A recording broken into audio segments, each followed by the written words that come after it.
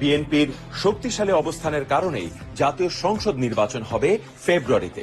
বিএনপির যৌক্তিক দাবি মেনেছে অন্তর্বর্তী সরকার, নয়তো এপ্রিলেই যেত নির্বাচন। এটি হয়েছে বিএনপির কূটনীতি আর আলোচনার চাপেই। ডিসেম্বরে নির্বাচন চাওয়ার পাশাপাশি বিএনপি বারবার এটাও বলেছে শীত মৌসুমেই নির্বাচন হতে হবে, যখন আবহাওয়া অনুকূলে থাকে। শীতকালীন আবহাওয়ায় মাঠ পর্যায়ে নির্বাচনী কার্যক্রম সহজ থাকে, কৃষি ও ব্যবসায়িক চাপ অনেক কম থাকে, শিক্ষা প্রতিষ্ঠানে চাপ থাকে না।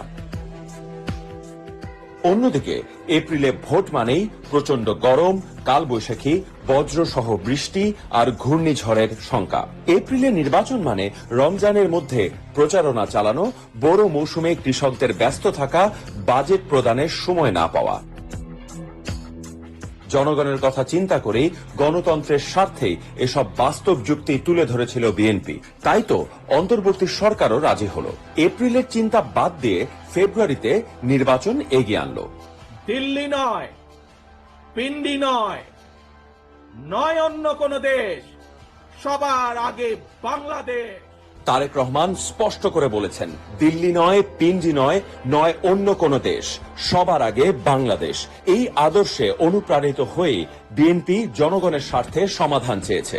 ফেব্রুয়ারির নির্বাচনের মাধ্যমে সেই সমাধান বাস্তবতা পেয়েছে। নির্বাচনের তারিখ এখন জনগণের পক্ষে। জয় হয়েছে বাস্তবতা, বিবেচনা আর যুক্তির।